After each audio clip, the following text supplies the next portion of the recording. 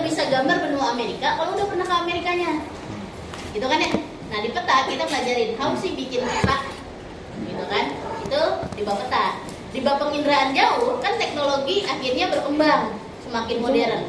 Ternyata akhirnya banyak orang yang mikirin kenapa sih bikin peta tuh harus survei langsung ke daerahnya. Bisa nggak sih gue bikin peta Papua tapi belum pernah ke Papua? Nah zaman dulu bisa pakai apa? Dulu kita punya pesawat, tinggal pesawatnya terbang, tapi di bawahnya ditempelin kamera buat ngambil yang namanya foto udara. Oke? Jadi di dulunya masih ada orang di ibaratnya di setting gimana ceritanya dia ngejepret, maka setiap pesawatnya lewat ngambil foto, nanti itu dijadiin dari satu gambar. Jadi kita nggak perlu capek-capek ke Papua ngambil datanya, tapi kita bikin petanya masih manual juga. Jadi penginderaan jauh itu ngomongin bagaimana kita dapetin data untuk bikin peta, tapi kita nggak perlu ke daerahnya secara langsung, makanya dibilang penginderaan jauh. Makanya kalau bahasa Inggrisnya ini disebutnya adalah remote sensing. Remote jarak jauh kan ya? Nah sensing itu dari kata sensor, bagaimana kita bisa melihat sebuah daerah, bisa punya data suatu daerah tapi enggak kontak langsung sama daerahnya. Persis cara kerja remote. Makanya kalau Fabian ngeluarin HP-nya, kita nggak perlu capek-capek mencetin fokus kan? Nah itulah yang disebut kendali jarak jauh. Nah kalau penginderaan jauh, kita nggak perlu capek-capek ke daerahnya, tapi kita bisa dapetin data untuk bikin peta. Apa aja? Ternyata lumayan panjang juga. Pertama definisi dulu. Yang kedua nanti kita ngomongin keunggulan.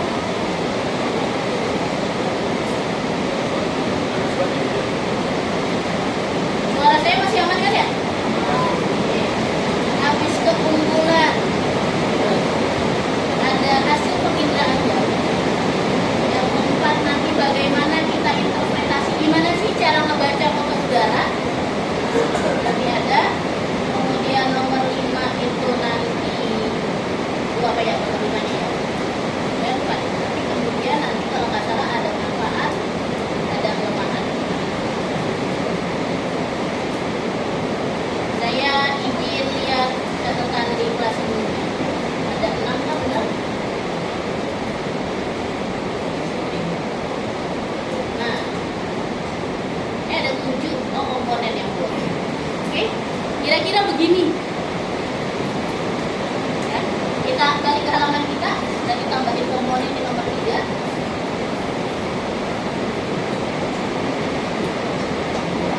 Nomor 3 komponen. Misalnya turunin. Ya, selipin aja boleh nggak? Sini ada nomor 3.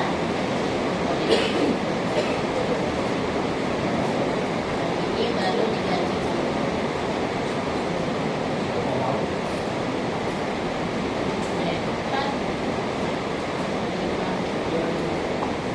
Oke, itu penginderaan jauh. Karena dia cuma ngomongin gimana cara ngambil datanya. Nah, tapi di nomor berapa? 3-nya ada SIG. SIG singkatan dari Sistem Informasi Geografis. Nah, geografis. Dulu pernah ada kejadian kocak. Saya pas lagi ngajar di bimbel, babnya kan SIG ya. Terus ada siswa yang komplain, "Kakak, kok ada sih bab yang ternyata diajarin di bimbel tapi nggak keluar sama sekali di UTBK, nggak sama sekali keluar," katanya. Oh, terus gimana dong? Ya gimana? Babnya mungkin aja ada yang nggak keluar. Emang benar, kita pelajarin banyak nggak semuanya keluar. Tapi ada Kak, satu saya nggak pernah diajarin di sekolah, nggak pernah diajarin di bimbel tapi keluar. Loh, soal apaan? Ini Kak, soalnya adalah tentang GIS. Ada yang nggak? Bahasa Inggris. Ya betul, ini versi bahasa Inggrisnya.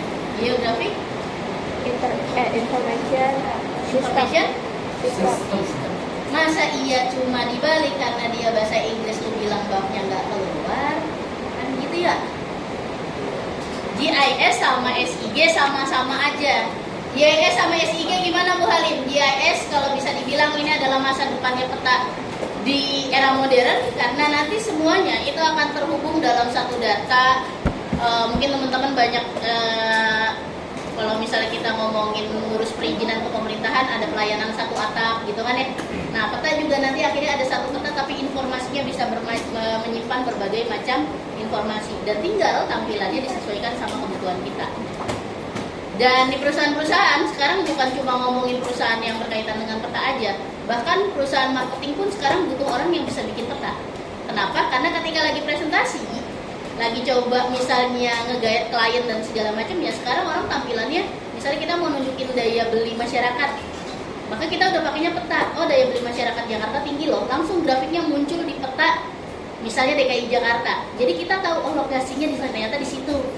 Oh ternyata yang disebut Balikpapan di sini dan segala macamnya. Jadi sekarang buat jadi ahli di sistem informasi itu lumayan bayarannya bayaran yang mahal. Dan kalau kalian misalnya, ini bukan ngomongin sistem informasi di geografi saja, ternyata sistem informasi juga dipakai di dunia kesehatan, di dunia arsitektur dan segala macamnya, itu semuanya ada. Itu namanya udah bawa komputer ya. Katanya kan kalau zaman sekarang yang kaya itu bukan yang megang uang banyak, tapi yang menyimpan informasi banyak. Jual informasi duluan, maka lo akan kaya duluan. Oke? Kebayang? Nah, di sini kita akan ngomonginnya apa? Ternyata nanti nomor satunya lagi-lagi kita akan ngomongin definisi. Kemudian yang kedua nanti ngomongin keunggulan lagi. Ketiga nanti kita ngomongin komponen, ada lagi nggak ya? Komponen kayaknya ada. Kita bilang nanti perangkat, kemudian nanti ada masalah data. Terus data nanti ada model analisis data. Model analisis data tuh kayak sebenarnya gini. Jadi belajar GIS itu harusnya kalian belajarnya di lab komputer. Pernah dengar nggak ada kakak kelas kalian misalnya yang kuliah di teknik? Ada kakak di rumah yang jurusan teknik? Ada? Yang kakaknya kuliah? Biasanya kalau anak jurusan teknik itu apalagi di kampus swasta, biasanya uang masuknya sudah dibundling sama harga laptop. Jadi untuk kuliah di jurusan teknik diwajibkan teman-teman punya laptop yang speknya sudah diatur sama kampus. Minimal RAM-nya berapa? RAM-nya minimal 16 GB. Aduh, 8 GB aja lumayan laptop. 16 GB. Kenapa sih harus sampai diatur kayak gitu Bu Halim? Karena mereka kerjanya nanti pakai laptop itu. Termasuk bikin rancang mesin dan segala macamnya ada di situ. Sama anak geografi ternyata juga belajar kayak gitu. Laptopnya anak geografi juga nggak boleh sembarangan, karena ketika kita bikin peta digital maka ya udah jelas butuh spek yang ternyata sama kayak orang desain grafis. Sama nggak Bu kayak orang yang bikin misalnya orang mau renov rumah terus akhirnya bikin rancangan bangunannya, sama kayak gitu. Jadi ini ilmu mahal sebenarnya. Dan karena kalian ternyata pas belajar geografi nggak bisa bawa di lab komputer, kenapa?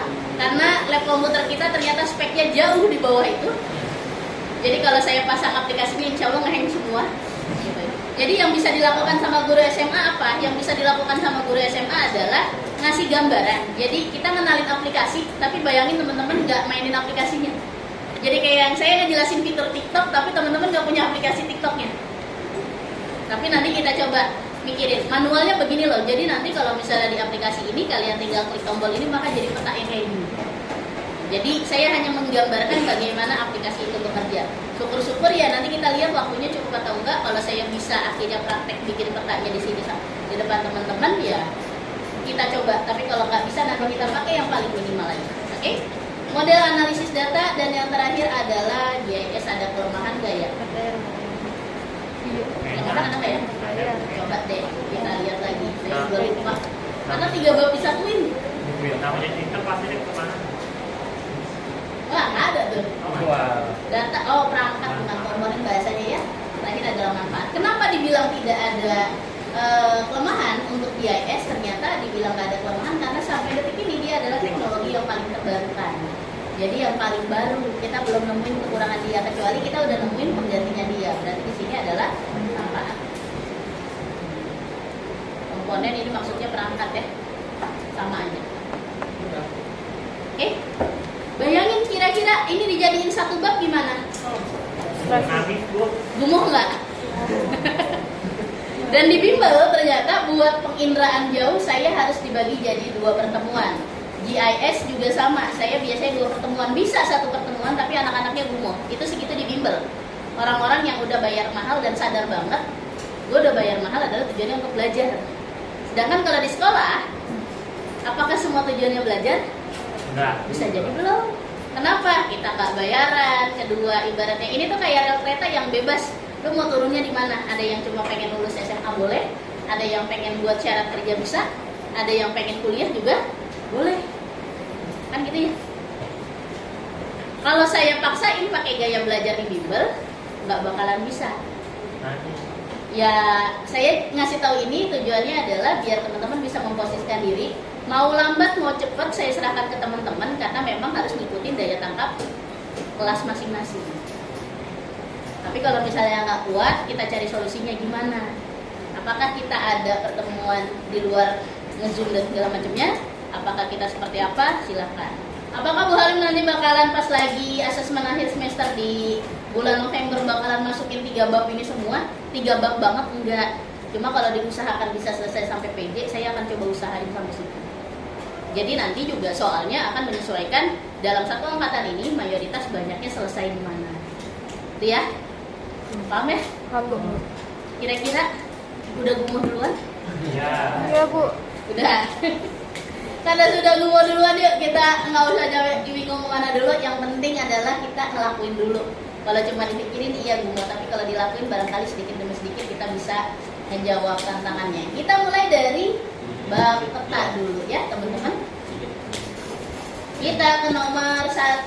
Bagiannya adalah definisi. Yuk definisi peta apa? Kemarin udah. Peta model Peta adalah permukaan bumi yang dibuat pada bidangkan. Ini udah dijelasin belum kemarin? Peta merupakan model Jadi kira-kira apa? permukaan bumi yang dibuat pada bidang datar. Gambar muka buminya saya sepakat. Simbol Muka bumi. gambar merupakan model Kalau geografis. simbol jangan dulu. model geografi. Model geografis juga boleh. Cukup dengan gambar Secara muka bumi. konvensional tuh. Secara konvensional itu keyword kedua. Sebagian atau menyeluruh. Oke, sudah mulai ada yang baca catatan berarti ya. Terima kasih. Kecil. Yang mencakup Dua semua fenomena fenomena biosfer. untuk 2 dimensi. Skala di gambar bidang datar. Yang kemudian ini dulu. Kecil. Kemudian digambar pada. Kenapa sih simbol nggak masuk Bu Halim? Tadi ada yang nyebutin simbol. Karena ternyata konvensi itu dari konvensional itu dari kata konvensi yang artinya pertemuan. Ngapain ada pertemuan? Kan nggak nyambung ya.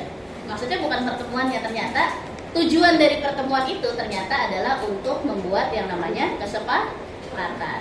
Pernah lihat peta di undangan nikahan atau hajatan Pernah. sunatan? Pernah. Di belakangnya ada petanya? Oke, pertanyaannya, apakah itu peta yang layak? Nah, itu disebutnya denah, bukan disebut peta. Orang geografi akan ngomel kalau itu dibilang peta. Oke, kenapa? Karena ternyata para ahli kartografi, nanti kartografi apa kita ini lagi ke ilmunya di bagian akhir. Teman-teman kemarin ada cabang ilmu geografi ya. Kartografi itu adalah ilmu yang mempelajari tentang teknik pembuatan peta. Secara manual. Nah, bayangin sudah ada disiplin ilmunya. Berarti ada aturannya nggak? Nah, ahli kartografi itu akhirnya ketemu buat bikin kesepakatan. Kira-kira peta yang layak itu yang kayak gimana sih? Maka kemudian dibuatlah nanti di nomor 3 ada 10 komponen. Maka peta yang layak digunakan secara umum harus memiliki kriteria 10 komponen ini. Kalau nggak punya kriteria 10 komponen, maka kita nggak bisa bilang itu sebagai peta. Itu maksudnya konvensional. Termasuk simbol. Simbol itu adalah salah satu unsur dari peta. Jadi kalau misalnya saya nggak nyantumin simbol karena sudah terampung di kata konvensional. Kenapa sebagian sama menyeluruh Bu Halim? Karena kalau saya butuhnya peta Ciputat, saya cuma pengen lihat pasar Ciputat ada di mana, mungkin nggak saya lihatnya pakai peta dunia. 2 tahun lalu ini kelas saya, makanya kenapa di belakang itu gambarnya adalah peta dunia. Jadi kelasan saya yang bikin itu. Dan bisa nggak ngelihat peta Ciputat di situ? Enggak. Hidup.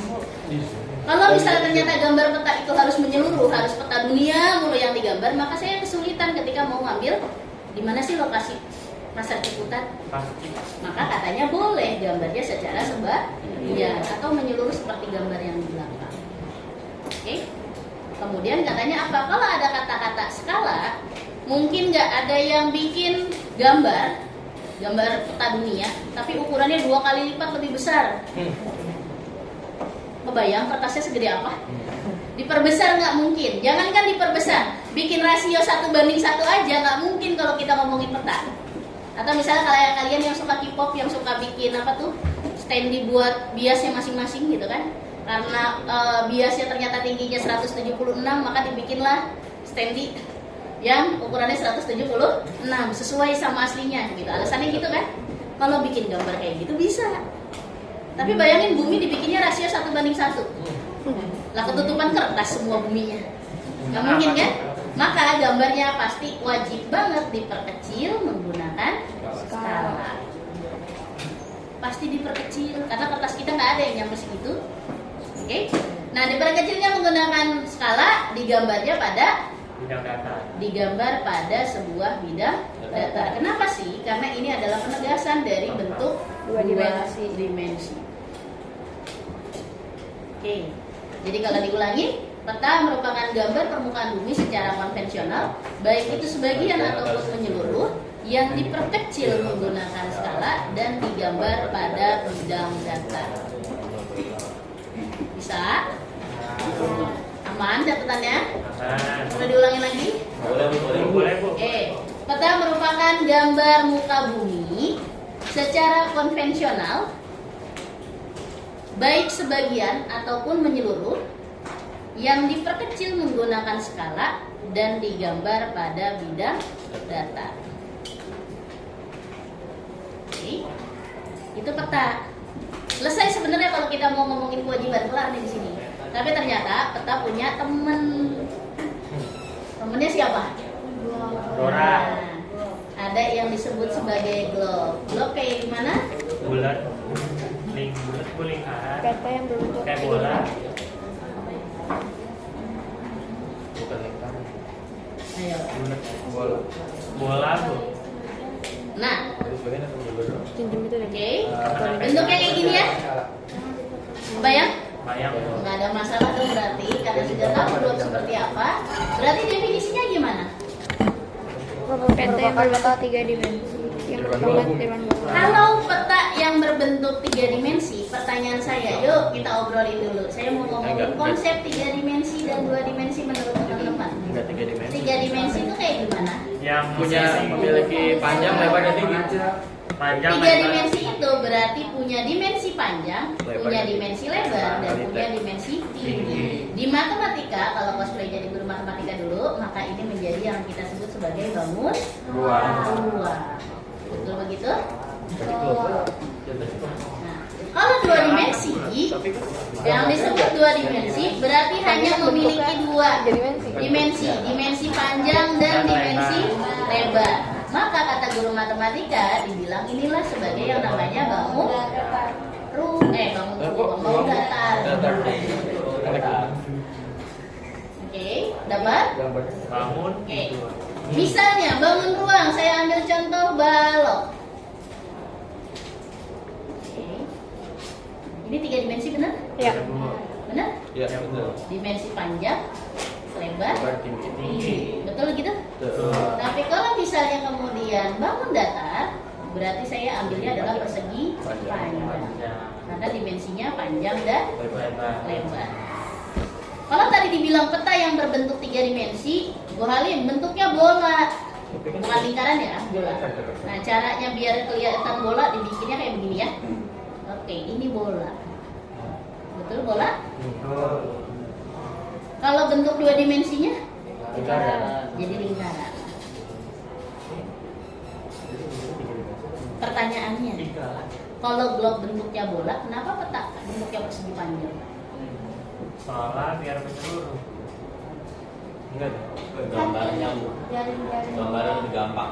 Nah, jaring-jaring bola, oke. Misalnya kita mau ngomongin jaring-jaring ya, bangun datar begini.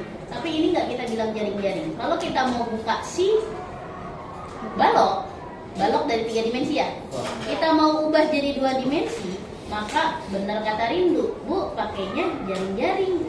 Jaring-jaringnya apa? Kalau misalnya ternyata kita ngomongin balok, maka jaring-jaring balok yang dipakai, gitu kan? Betul? Gua nggak bisa. Jadi 2 dimensi kan? Bener nggak?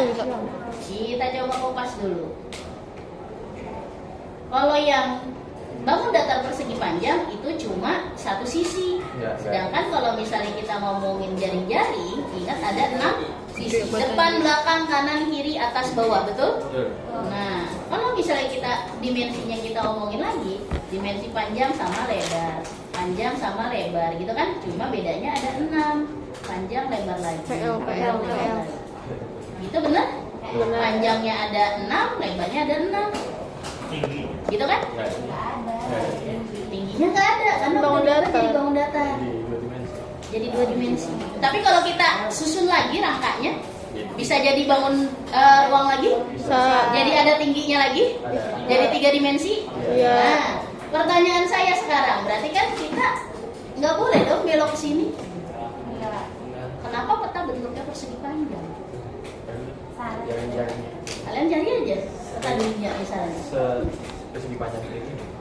Nah, Jaring-jaringnya. rata-rata yang terjadi adalah ketika kita lihat peta dunia bentuknya kayak begini semua, gitu kan? Persegi panjang. Sedangkan balok aja ternyata nggak digambarin dengan persegi panjang, dan ternyata nggak pakai lingkaran juga teman-teman. Tuh, peta begini.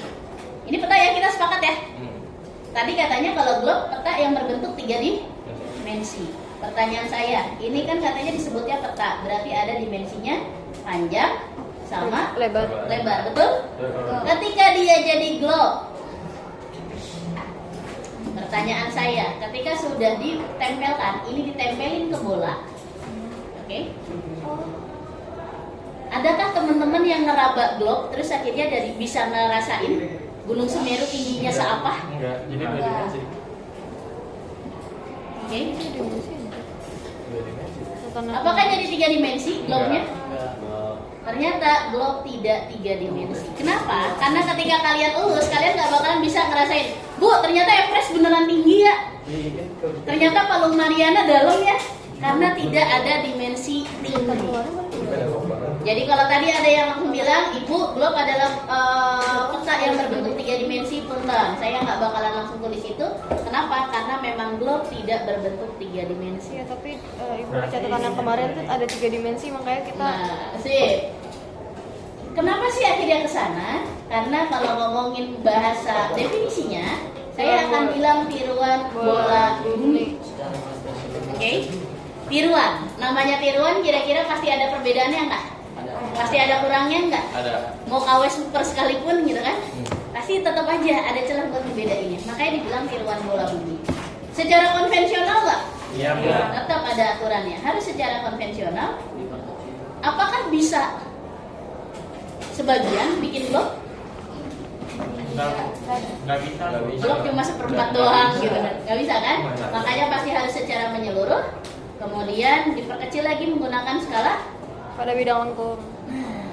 Yang ditulis adalah menggambar pada bidang lengkung. Kenapa bidang lengkung? Karena kita ngomongin permukaan bola aja yang dipakai.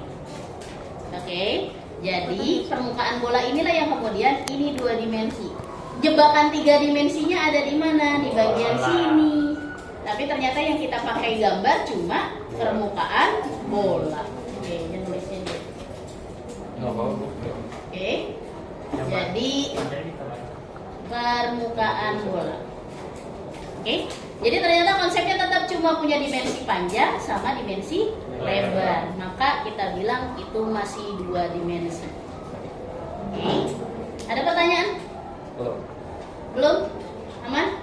Berarti gambar yang benar gimana Bu Halim? Kalau ternyata dibilang bola permukaannya dipakai, terus kita mau buka gambar selama ini peta kayak gini, salah atau benar?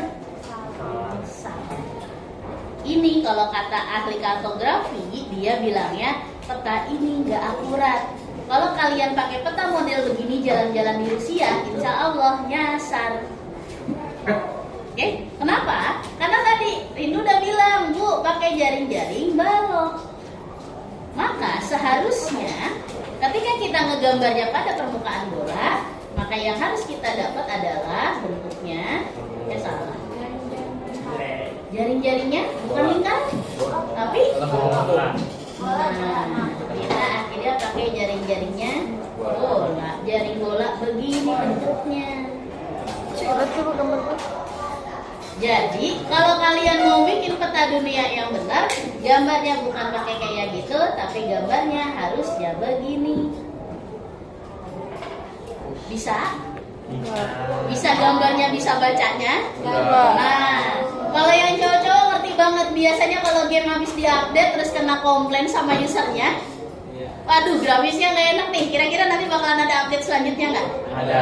Kenapa? Karena yang dipentingin adalah pengguna dari aplikasinya. Kalau ternyata penggunanya pada nggak nyaman, komplain, ya pasti akan disesuaikan lagi. Karena kalau nggak dengerin, pengembangnya yang ada ditinggalin sama penggunanya gitu kan. Nah ternyata gini, ketika kita bikin pakai peta persegi panjang, orang lebih bisa nerima, walaupun memang ada bagian-bagian yang tidak akurat. Makanya kalau peta yang persegi panjang, bagusnya itu dipakainya di ekuator, kita termasuk yang cocok. Tapi kalau kamu pakainya di Rusia, pakainya di Eropa, itu petanya nggak cocok. Tapi gara-gara manusianya kayaknya lebih banyaknya sekitar daerah tropis deh, bener. Akhirnya dilihat orang lebih nyamannya bacanya pakai yang mana sih? Oh nyamannya pakai yang persegi panjang. Ya udah deh, boleh toh yang pakai orang awam. Tapi kalau kita pakai buat kepentingan khusus, maka silakan pakai yang jaring-jaring bola. Jadi akhirnya ngikutin usernya. Ngasih peta pakai persegi panjang yang segitu gampangnya aja banyak yang nggak bisa baca peta. Gimana pakai jaring-jaring bola? Jadinya gitu doang. Jadi kita ibaratnya apa ya? Memfokuskan kepada pengguna layanannya tersebut. Karena percuma bikin peta kalau ternyata usernya nggak ngerti baca petanya kayak gimana. Oke? Kayak misalnya Mobile Legends kemarin pada ngomel, kenapa sih Bu sekarang lemnya harus ditandain mana gold mana XP gitu kan? Perasaan orang juga udah tahu deh, lihat dari minionnya kan, tinggal bawa gulungan peta apa bawa gold aja kan gitu. Pakai ditandain harus lewat sini harus lewat situ kan, kayak orang nggak bisa main banget ya itu. Karena ternyata ditemukan ada user yang nggak bisa baca map. Tiap kali ketemu temen yang lagi main Mobile Legends terus kesel kan akhirnya gitu ya. Kan sih lu nggak bisa baca map gitu kan, udah tahu musuh ada di sini di sana gitu kan. Itu ternyata banyak yang nggak bisa baca peta. Peta kayak di Mobile Legends aja nggak bisa baca, gimana mau main PUBG? Gimana mau baca peta dunia kan gitu kan? Jadi disesuaikan sama user masing-masing. Peta yang kayak gitu ada. Nanti kalian nyarinya akan ada di nomor 6 di mana kalian akan cari Dia nggak bisa main. ini. Nanti kalian akan Pet khusus pet. Itu udah ada. tapi yang ini masih biasa bentuknya. Mana ya? Nah, ini yang seharusnya terjadi. Bingung? Banget. Bu, kok putus ya? Tapi kalau nggak salah, pasti dari kalian ada yang pernah begitu lagi nge-scroll TikTok, ada konten yang membuktikan bahwa ternyata lebar Indonesia itu lebih lebar daripada Rusia. Pernah ada? Pernah dibandingin peta Indonesia ditumpukin di Rusia, di Eropa gitu kan? Kenapa sih? Karena gambar peta yang benar kayak gini. Karena ternyata kalau saya boleh ambil gambar ini, karena kalau kita ngegambar petanya benar akurat pakai gambar yang ini, yang terjadi adalah ternyata nanti panjangnya Indonesia pakai warna apa ya? Oke, ini ternyata ketika ditempelin ke Rusia ternyata masih ketutupan. Kenapa sih? Karena kalau kalian pakai peta yang persegi panjang, yang di sininya jadi digambar kan? Jadi dia melebar, ketarik. Akhirnya yang kita dapetin kesannya Rusia lebih lebar daripada Indonesia, padahal enggak. Karena tadi saya bilang yang akurat di bagian ekuator doang. Kalau kita pakai persegi panjang, yang akurat di bagian sini doang nih. Oke? Yang lainnya harusnya lebih kecil. Cuma gara-gara digambarinnya ditarik lebar aja, maka kemudian kesannya jadi Rusia lebih lebar. Misalnya saya pakai kertas HPSD atau pakai kertas apa aja lah, mau dibikin bola, jadinya tabung gini doang kan, selimut tabung lagi. Kita mau bikin bola pakai gambar kayak gini kan akhirnya numpuk di bagian atas dan di bagian bawah ya. Di sininya kan numpuk gak sesuai. Nah maka yang terjadi adalah berarti Rusia digambarkan terlalu besar. Padahal sama Indonesia masih gede Indonesia. Pernah ada konten begitu? Nah, sayangnya adalah ini akan menjadi proyek kalau remet di bab 2. Silahkan bikin peta kayak begini yang kemudian kalian tempelin di bola plastik untuk membuktikan bahwa ternyata gambar Rusia yang benar harusnya seukuran ini doang. Ini Bu, berarti kalau kayak gitu dibikinnya di sekolah atau Dibahas nggak di rumah sendiri? sendiri. Kalau gambarnya ya, sebenarnya di rumah dari gimana Bu? Enggak ada ejet ya. Ejet dari mana bentuknya? Jadi kalian ngegambarnya tetap di karton tapi ditempelin ke bola plastik. Bukan karton keras Bu, kalau dilipat jadi Kalau kamu pakainya jaring-jaring bola maka tidak keras. Iya. Enggak lah. kan Kan kalau dilipat maksud dia numpuk-numpuk gitu loh, jadi pas begitu ditempelin gak enak. Tapi kalau kamu pakai jaring-jaring bola itu akan pas. Gimana cara menentukan jaring-jaring bolanya? Ya ikutin diameter dari ininya, keliling dari bolanya. Kamu pakai bola ukuran berapa dulu? Hitam. Guys, kita berdoa bareng-bareng semoga Jangan remet. nggak ada yang remet sama Amin. kalau yang saya juga Hati-hati ya. Kalau misalnya nggak ada yang remet selamat ya. Alhamdulillah, senang saya. Kita beli. Hati-hati bahan remet. Ditandai. Yang remet dikit dari kelas. Waduh. Oke. tinggal Nah. aja yang remet. Masalah glove udah kelar ya? Ada pertanyaan tentang glove? Belum. Nanti kalau kita buat itu gimana Bu? Kayak gitu tuh. Hah? Ya kayak gini nanti asalnya. Ibu tapi itu Jaring-jaring ada. bola. Ibu. Gambarnya gitu kan Bu? Yang jaring-jaring bola. Tapi itu Gambar. gimana dan warnanya biru sama hijau doang. Ya. Nggak usah pakai ada bulu-bulunya. Kayak kuning merah. Wah. Kalau Bikin dia kayak kan- gini aja udah ribet. Iya, makanya. Oke.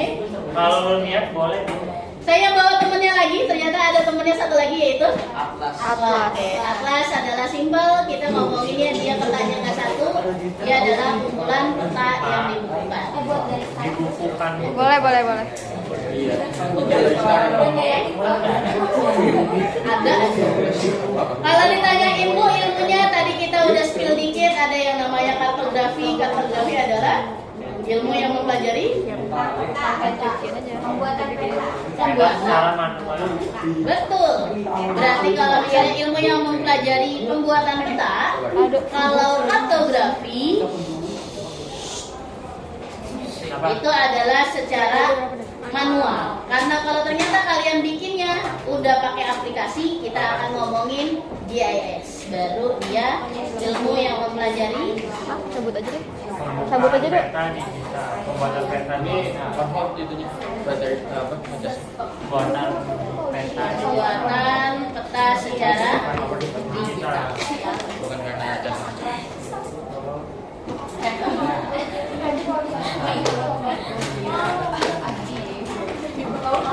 Kebetulan kasih pada solar.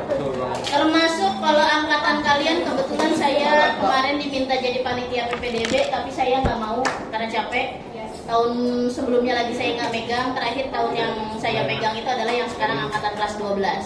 Di situ saya jadi panitia PPDB dan yang saya coba kasih buat sekolah ini adalah mempermudah sistem zonasi dengan bikin peta zonasi di jarak sekian puluh meter.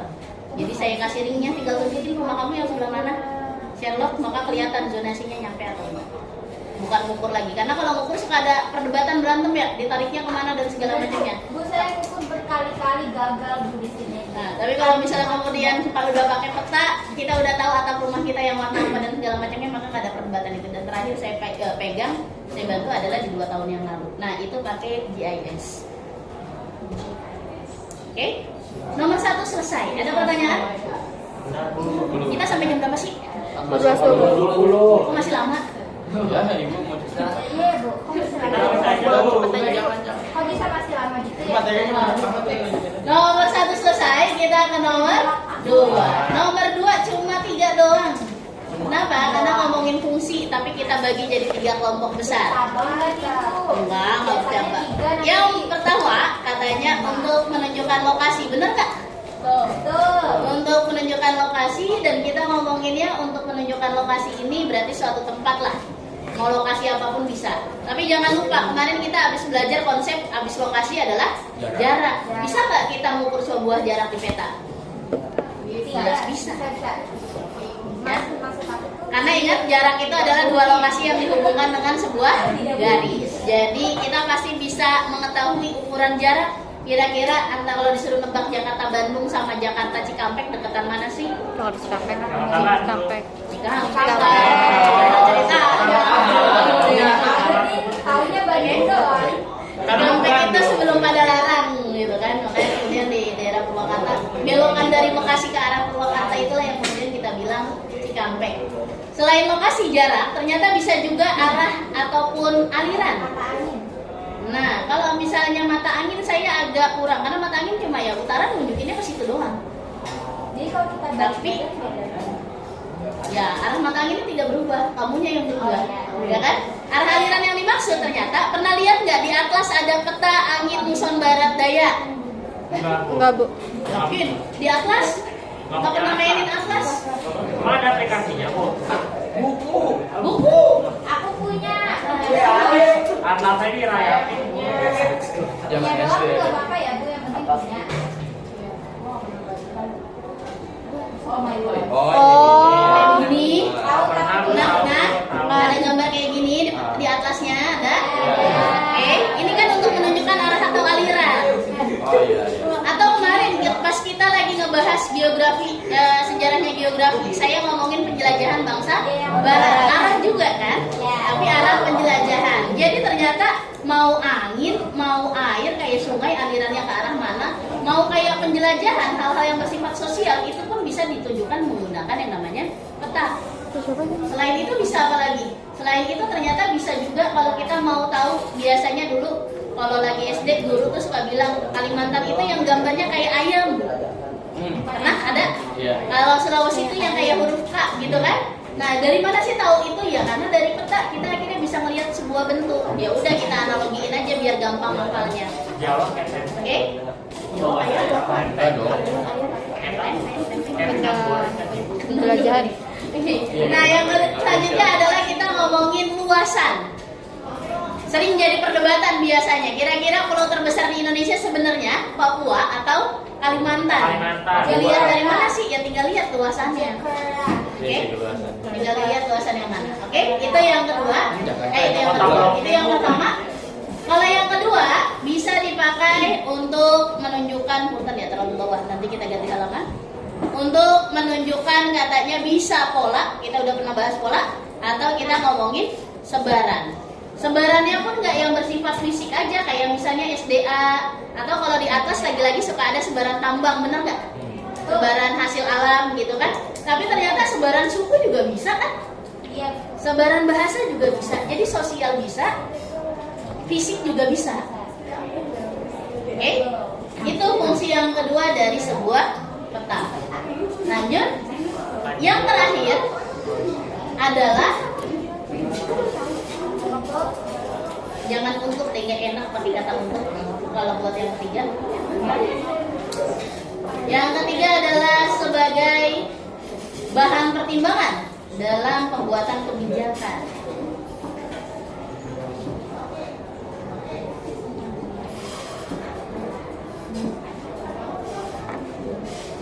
Saya sering iseng kalau ngegambarin Indonesia sama Jepang tuh bedanya apa? Saya selalu bilang gini, Indonesia itu kayak Alfamart, sedangkan Jepang itu kayak Alfamidi.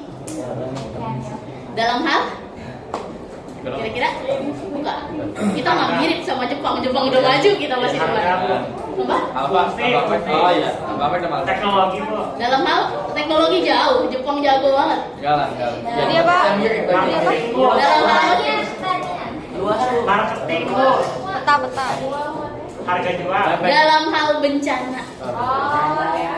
Kita sama-sama ya Bu. Sama-sama punya gempa yang luar biasa, sama-sama ketemu laut dalam, dia pertabrakan antara lempeng Pasifik sama Eurasia, sama-sama sering tsunami. Tapi satu yang Jepang punya kita nggak punya, makanya dia jadi Alfamidi, kita Alfamartnya. Yang kita nggak punya adalah Teknologi. yang namanya angin topan Oh, itu. atau yang kita kenal sebagai tornado. Kita nggak punya tornado. Enggak ada. Enggak. Oke. Yang puting beliung itu mah. Gitu. Oke. Kita punya adiknya benar. SDM ini.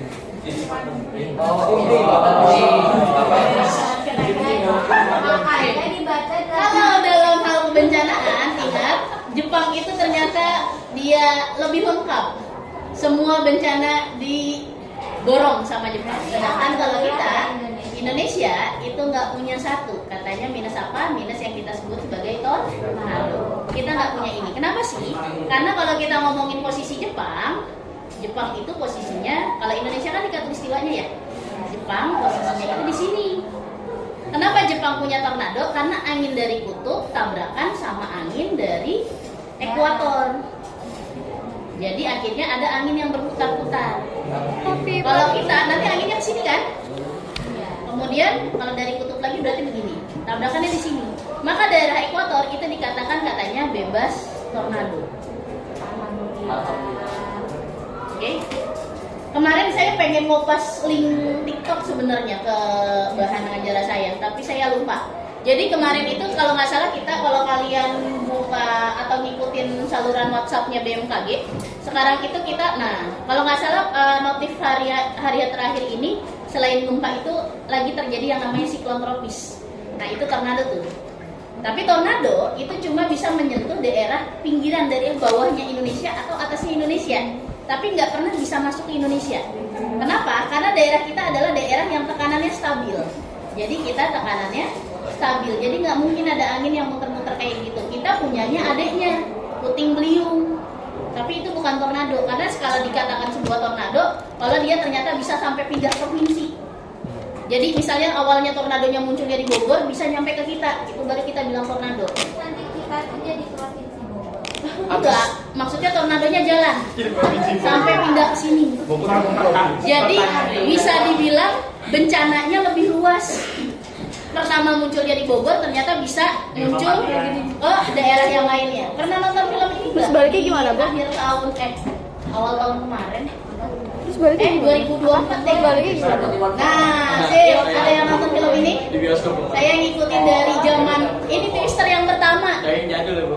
Film yang jadul yang CGV-nya masih sapi terbang nggak jelas nih. Oke. Karena filmnya adalah tahun 96, saya juga masih kecil. Tapi pas begitu udah ngerti, udah bisa baca dan bisa ibaratnya nonton film yang translated ya, ini jujur ini seru. Karena ini ngomongin seorang ilmuwan lagi coba, dia kesel daerahnya itu kena tornado mulu dan selalu korbannya banyak. Dia mikir kenapa sih kita nggak bisa ngedeteksi tornado. Jadi dia bikin detektor untuk bisa mendeteksi kapan tornado akan terjadi. Kejadiannya di mana? Enggak, dia pakai Kecil gitu, Bu. ya, dia kayak bola-bola yang bisa terbang. Oke, jadi dimasukin. Cara masukinnya dia harus ke pusat tornado, Di tengahnya. harus ke tengahnya, baru bola-bolanya bisa terbang. Dan akhirnya berhasil di twister 1, kemudian di twister 2 di awal tahun kemarin. Nah, ini yang keduanya lebih seru lagi. Kenapa? Karena ternyata ilmuwan yang tadinya sama-sama ngebangun detektor itu, kemudian ada satu ilmuwan yang ibaratnya kayak di apa ya istilahnya? Kayak dibujuk-bujuk sama developer rumah. Tahu nggak ngapain? Dia ngedeteksi daerah yang ternyata akan jadi lintasan tornado, tapi bukan buat nyelamatin warganya, biarin aja jadi korban. Nanti kan nggak punya rumah, nggak punya duit, nggak punya segala macam ya. Nanti kita tawarin untuk beli tanahnya dengan harga murah, terus dibikin perumahan baru deh, dijual lagi dengan harga mahal. Jadi dua ilmuwan ini pecah nih, yang satu akhirnya jadi rekannya developer, disponsorin tapi malah dikomersilin lah ibaratnya. Bayangin korban bencana tapi malah dikomersilin. Sedangkan yang satunya lagi itu masih pengen, dia lagi coba ngembangin bukan cuma ngedeteksi ada tornado muncul di mana, tapi dia pengen dapat modelan 3 dimensi dari tornadonya, bahkan sampai nebaknya ke arah mana. Jadi dia bisa ngasih peringatan ke warga yang bakalan kena tornado. Yang mana? Oke? Yang jahat yang mana? Dilihat aja, karena kalau di kelas 12 biasanya saya kalau lagi analisis, karena kelas 12 itu analisis. Kalau saya ngajar kelas 12 biasanya saya akan ngasih banyak judul film yang harus ditonton buat analisis. Jadi belajarnya pakai cara nonton. Oke? Bos pikir nonton. Karena menonton malah. Nah, jadi kalau misalnya kita bilang bencana Karena ya tadi Indonesia tidak akan pernah terkena tornado, tapi sebenarnya tahun kemarin juga omongan itu patah. Tapi patahnya cuma di Bandung. Kita punya tornado versi yang masih kecil dan kita belum lihat apakah itu akan secara seterusnya mematahkan teori yang selama ini bilang Indonesia ternyata nggak bakalan kena tornado, karena memang baru terjadi satu-satunya dan tidak pernah disusul lagi sampai sekarang. Kenapa? Karena kalian harus tahu ada yang namanya perubahan iklim. Pernah ngomongin isu ini? Kalau lagi ikut lomba, debat gitu kan, atau wacana di ulangan, ada yang namanya perubahan iklim sehingga akhirnya menggeser. Bahkan sekarang, mungkin kalian tahu yang namanya Greenland? Greenland di mana? Di sana. Saya mau ajak kalian lihat Greenland sama Iceland. Kok kebalik? Ayo, kita kapan kita kapan? Kapan? Kapan kita Kayak kita lihat di sini dulu aja. katanya gagal apa itu? Kita ke Greenland ya. Greenland Oke. asli sekarang jadi SS. Nah ini nanti ada penjelasannya nih. Kenapa munculnya kotak-kotak? Kita akan ada Bu itu hitam apa Bu? GIS. Karena memang bikin petanya per kotak-kotak yang tadi. Oke, yang disebut Greenland di mana? Atas. Yang kas semua tuh. Semua. Jadi pertanyaan nggak? Iya. Namanya Greenland. Land lahan, pulau. Padahal Green, hijau. Kenapa sekarang putih? Karena Viking. Perubahan iklim. Kenapa dia nggak disebut white land gitu? Oh ini perubahan itu ya. Perubahan iklim. Dulu Greenland ketika dinamakan memang dia merupakan daerah yang padang rumputnya banyak banget. Berbeda terbalik dengan Iceland. Iceland di mana? Bawahnya nih. Oke? Bisa dilihat ternyata yang terjadi di Iceland adalah namanya Iceland, berarti pulau yang ternyata ditutupi oleh es. Sekarang lihat esnya cuma semana. Kenapa? Nah, nanti kalau kita ngomongin baktitosfer, teman-teman akan tahu bahwa ternyata si Greenland itu lama-kelamaan tadinya posisinya di bawah, lama-kelamaan bergerak ke atas semakin ke kutub. Jadi dia yang tadinya hijau, sekarang makin lama makin dingin. Akhirnya ketutupin es. Sedangkan Iceland semula awalnya ada di atas ini, tapi lempengnya bergeser ke bawah sehingga dia makin mendekati daerah tropis sehingga esnya lama-kelamaan mencair. Akhirnya sekarang terbalik, Iceland lah yang bakalan jadi hijau, sedangkan Greenland jadi putih ketutupin sama es. Enggak. Cuma ini membuktikan bahwa ternyata penamaan dulu kayak begitu, tujuannya buat apa, tapi ternyata sekarang ada yang namanya perubahan iklim. Dan kenapa Indonesia akhirnya bisa jadi ada tornado? Kalau kita nggak nyelamatin iklim kita, sangat mungkin kita punya bencana yang banyak juga. Bukannya perubahan lempeng kayak gitu butuh proses waktunya Jutaan tahun. Betul. Viking kan baru gitu. Kira-kira Orang-orang zaman dulu maksudnya yang namanya. Yang namain. Masalahnya kalau kita ngomongin, saya nggak tahu. Biasa nih ya kalau nyari video suka lama. Padahal kalau di kelas kayaknya pengen tinggal style gitu kan.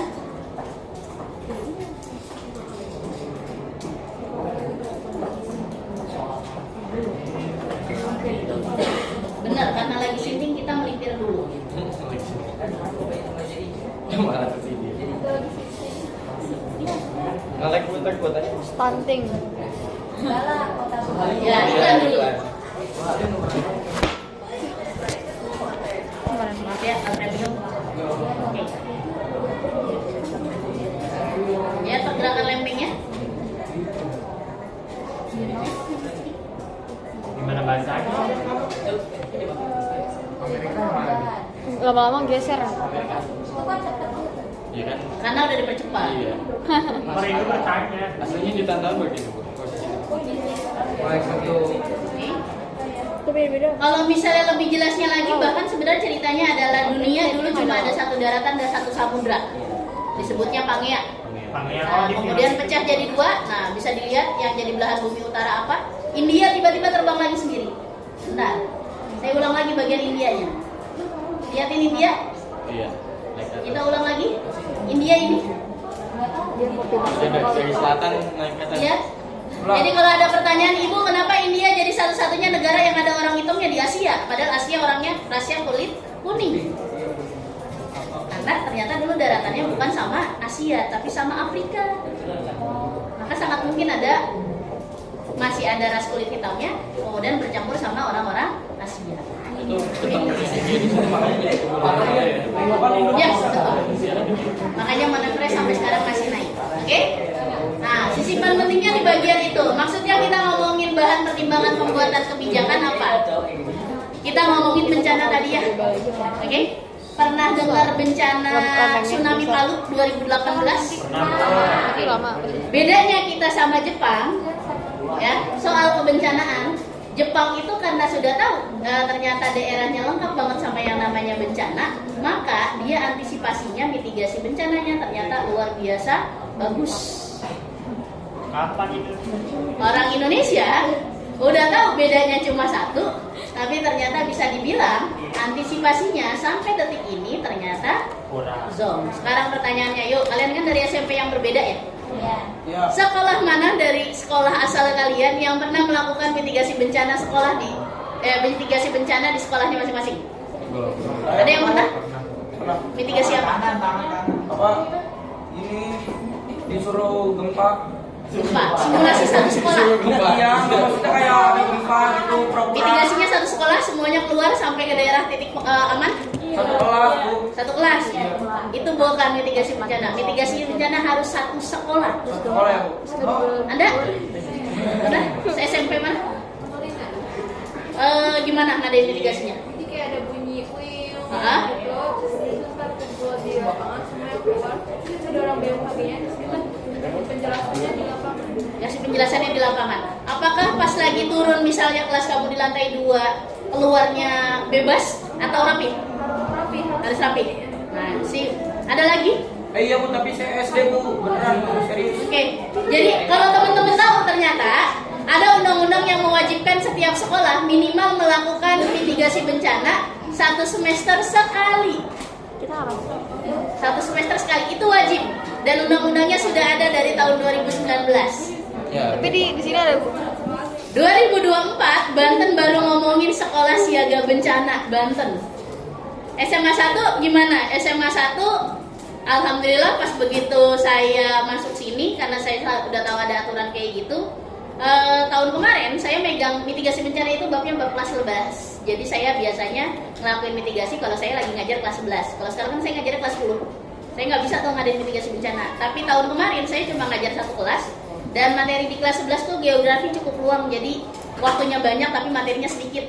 Akhirnya yang saya lakuin adalah saya tantang satu kelas yang saya ajar untuk mereka bikin seminar kebencanaan dan mereka melakukan itu. Tapi kalau secara program sekolah ini sama, belum juga. Sedangkan kalau saya lagi kumpul sama guru-guru geografi yang bikin saya malu adalah karena saya ngajarnya dulu awalnya di Jakarta, ya sekarang di mereka ajang mitigasi bencana itu dijadikan lomba. Jadi harus ada SK-nya. Siapa yang jadi koordinator di lantai 2 buat akhirnya kemudian mengarahkan dari lantai 2 ke bawah dan segala macamnya itu harus ada petugasnya. Di mana petugasnya kalau misalnya kesiswaan iseng, mau simulasi bencana, nggak usah dikasih tahu. Guru mau lagi ulangan sekalipun, kalau misalnya ternyata dari pihak kesiswaan nyalain bel sirenenya, maka semua memang harus sudah otomatis ke bawah dengan posisi yang rapi. Oke, kalau sudah terbudaya ya kayak begitu. Oke, Jepang punya antisipasi yang luar biasa bagus sehingga korban di mereka bisa ditekan. Contoh penanganan mitigasi bencana kita yang jelek adalah di tsunami Palu 2018. Ada desa, kalau kalian baca berita di sana ada desa namanya Petobo. Ada yang tahu Petobo artinya apa? Nah, Petobo itu ternyata pakai bahasa lokal mereka. Bahasa daerah mereka bilang Petobo itu artinya adalah tanah yang bergerak. Okay.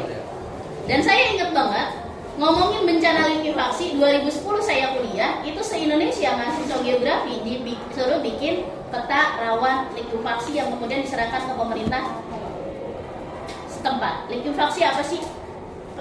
Kedengar kan berita soal likuifaksi itu begini? Bentar, kita cari lagi. BMKG kalau udah tsunami baru masih tahu.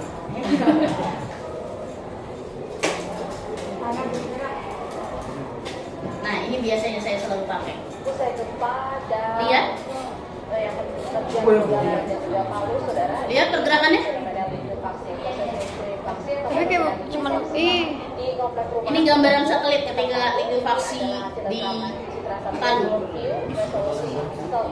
Tapi ada beberapa yang nggak geser ya, betul yang Nah, berarti yang ini longsor tanahnya aja, tapi kemudian yang lainnya kegeser kan, kedorong nih. Gesernya sampai sekian kilometer, jadi pindah alamat. Yang Ciputat jadi Cimanggis, Cimanggis jadi ke Gaplek mungkin. Tapi kita bisa mati. Bayang? Apa mereka kemarin geser di rumah atau bangunan Itu rumahnya Sekaligus dalam waktu yang cepat. berarti dia bisa Ini bukan perlahan ya, bukan misalnya video 3 jam jadi berapa menit, bukan. Ini terjadi dalam hitungan menit. Apaan itu? Gesernya. Ini peta digital. Ini satu. Asli bagi. Ya. Oke. Tapi itu ada yang nggak kena nggak, Ibu, longsoran Di ini? sini diam. Itu. Oke. Nah, tadi desa yang bergerak tadi itu namanya Petobo. Kata leluhurnya, kenapa dinamain Petobo? Kita ngomongin penamaan daerah lagi. Ternyata katanya artinya adalah tanah yang bergerak. Jadi maksudnya dinamain Petobo sama leluhur mereka adalah ngasih tahu ini tanah ada kemungkinan geser. Kira-kira kalau tanahnya geser, bagus nggak dijadiin area pemukiman? Nggak. Jangan bangun rumah di situ maksudnya. Saya nggak ngerti merekanya lupa sama bahasa daerah sendiri atau gimana. Tapi 2010 ternyata mahasiswa geografi Indonesia sudah dikenalin sama bencana likuifaksi yang kayak tadi. Karena di Jepang itu biasa banget. Oke? Jadi tanahnya taunya bergerak. Biasanya yang terjadi adalah gini, teman-teman kan biasanya ini lapisan tanah ya. Di bawahnya ada air, bener nggak? Yang suka kalian sedot tiap hari buat mandi, ya kan? Kalian sedotnya pakai mesin air kan? Disedotlah dia keluar ke atas, betul? Nah, di daerah Petobo itu, di daerah Palu, tanahnya ternyata tanah pasir. Oke? Jadi kalau ada yang nyari tahu likuifaksi apa? Jadi kalau misalnya Likuifaksi itu tanah yang bergeraknya itu ternyata jenis tanahnya adalah pasir. Nah, sekarang bayangin, air yang di sini pas lagi kena gempa, kegoyang-goyang juga nggak? Iya. Nah, ketika dia kegoyang-goyang, maka otomatis ya kurang, harusnya dia mesti dulu nih. Ya kan? Misalnya di sini ternyata airnya, ketika dia digoyang-goyang, airnya juga kegoyang-goyang dan seolah naik resap lagi ke pasir yang ada di atasnya. Pasir pas lagi dalam kondisi kering, kalian injak nggak apa-apa, geser paling dikit doang. Kalau buat rumah pasti dipadetin dulu kan, nggak bakalan geser. Tapi apa jadinya? Pasir, terus ada hotel 40 lantai, terus pas lagi gempa, airnya ngumpul lagi sama pasir. Ingat yang namanya pasir selalu gampang tererosi sama air. Pernah nonton Spider-Man? Ada di mana? Saya lupa Spider-Man yang berapa? Yang Peter Parker-nya lawan manusia pasir. Kan Sandman. Oke. Nah, kalah mulu kan awalnya ya. Tapi pas begitu ternyata Peter Parker yang berdarah, terus darahnya ternyata ngegumpul di pasirnya, baru tuh ternyata si manusia pasirnya nggak bisa kabur. Baru kepukul. Padahal dari tadi dipukul susah banget kan? Akhirnya Peter Parker-nya mikir, oh ya udah berarti gue berantemnya harus deket sama sesuatu yang cair. Akhirnya diajakin berantemnya di gorong-gorong air di bawah. Baru deh pasir kalah. Berarti pasir kalah sama air. Kenapa sih bisa longsor kayak tadi gambar video yang saya liatin? Karena airnya bikin si pasir tererosi, jadi dia surut ke bawah. Gara-gara digoyang-goyangin. Oke, itu likuifaksi. Dan 2010 ini tadi saya bilangin masalah pertimbangan pembuatan kebijakan. Ternyata 2010 kita udah warning Palu, jangan bangun pemukiman lagi, jangan bangun gedung lagi, karena tanah lu adalah tanah pasir. Tolong ingat ya, jangan bangun rumah di situ. Tapi ternyata dari 2010 nggak didengar. Kejadian lah 2018, akhirnya korbannya parah. Satu desa hilang seolah dikubur, 3 desa itu geser kayak yang tadi. Sekian kilometer gesernya. Kebayang? Kebayang.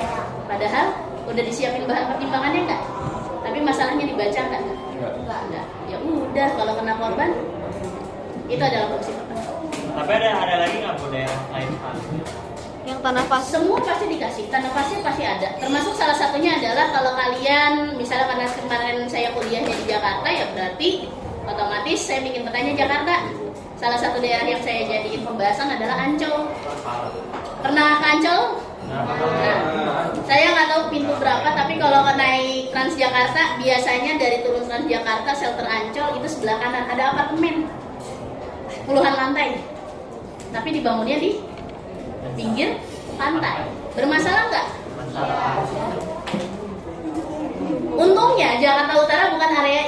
gempa. Tapi bayangin kalau ternyata ada megatrust, ternyata Ancol juga geter juga. Apa yang terjadi? Bisa si gedung 40 lantainya ketelan tiba-tiba atau geser mungkin ke Pulau Seribu. Biang lalanya tiba-tiba nyangkut gua di Pulau Tidung. Bisa jadi.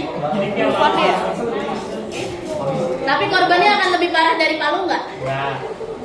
Jelas.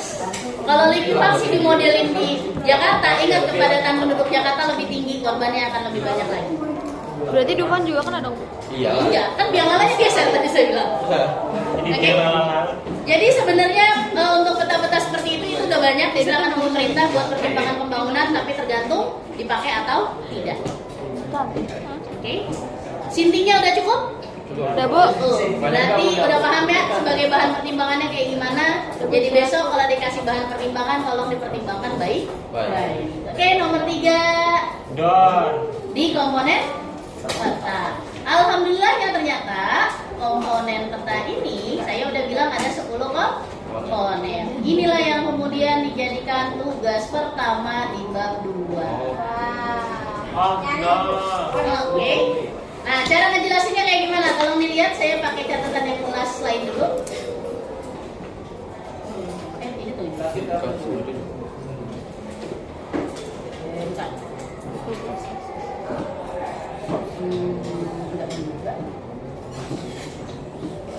Oke, ini. Jadi yang teman-teman lakukan adalah silakan cari 10 komponen peta tersebut. Salah satunya di sini bocorannya ada judul. Biasa saya selalu minta arti dulu ya. Oke, setelah jelaskan artinya, maka cari tahu, kan ada kata-kata konvensional tadi ya. Nah, maka tata cara penulisannya kayak gimana? Di sini saya bilang, misalnya kalau judul biasanya ditulis di bagian atas. Tapi ternyata di kanan, di kiri atau di tengah itu ternyata bebas.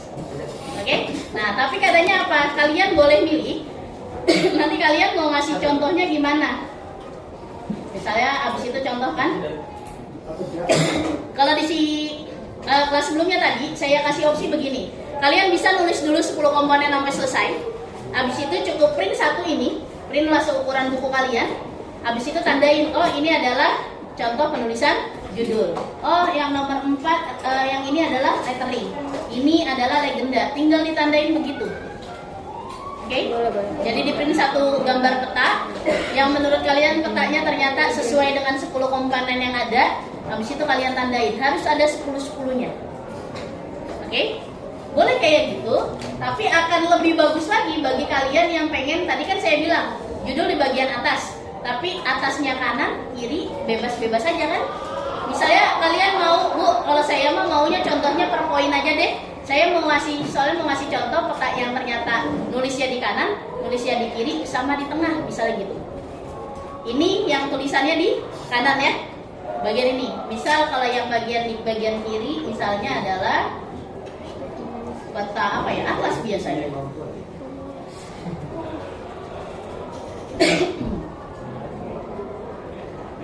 Nah, misalnya ini. Lihat kan? Dia naruhnya di kiri.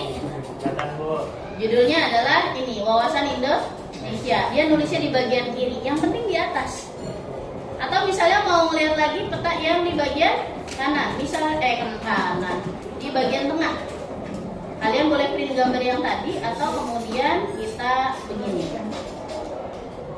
Kayak gini boleh nggak? Terus petanya? Enggak. Ternyata ini nanti nggak boleh, tapi bukan gara-gara judulnya aja, tapi ternyata nanti gara-gara tidak ada garis tepi. Nah, kalau mau nulis di tengah kayak begini. Oke, posisinya di tengah kan? Judulnya di bagian sini. Nggak pernah peta ada di bagian bawah, di bagian kiri, kanan nggak pernah. Tapi yang petanya adalah di atas, tengah, kanan, kiri boleh semuanya. Nah, kalau kalian mau jelasin nomor 1 tadi pakai arti, terus teknik penulisannya, abis itu contohnya, Bu ini contoh buat yang di atas kanan, di atas tengah, ini yang di atas kiri, boleh kayak gitu. Baru lanjut nomor 2. Tapi boleh juga 1 sampai 10 kelarin dulu, cukup pakai satu gambar aja, judul di sini, di sini, di sini. Oke, bayang? Nanti hati-hati, kalian akan ketemu beberapa, misalnya saya kasih bocoran kayak simbol, misalnya simbol nomor 4. Setelah nulisin arti dan segala macamnya ternyata ada pembagian jenis-jenis simbol. Kalau nggak salah jenis-jenis simbol ada berdasarkan minimal 3 kalau nggak salah. Kalian bisa jelasin itu. Simbol berdasarkan bentuknya, simbol berdasarkan apa lagi? Sifatnya, itu satu lagi saya lupa apa. Nah, kalian bisa jelasin kalau memang dia ada bagian jenis-jenisnya sama kayak konsep kemarin yang ada jenisnya, lokasi sama jarak kan?